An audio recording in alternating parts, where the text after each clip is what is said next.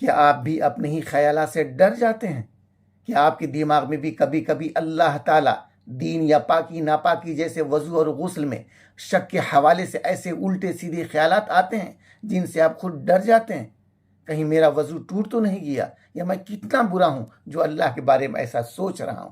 اگر ہاں تو رک جائیں۔ اصل میں یہ خیالات آپ کے نہیں ہوتے، یہ اکثر شیطان کی طرف سے ہوتے ہیں جو آپ کو مایوس کرنا چاہتا ہے۔ سائنس ان خیالات کو انٹروسیو تھاٹس کہتی ہے، یعنی بن بلائے خیالات۔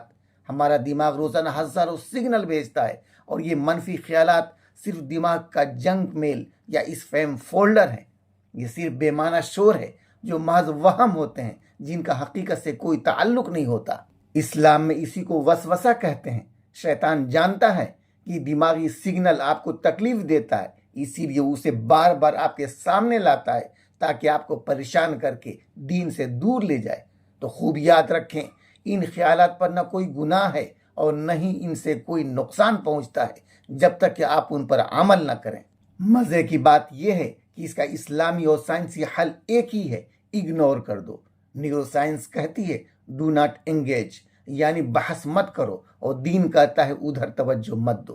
جتنا بھی اس خیال سے لڑیں گے اتنا ہی طاقتور ہوگا۔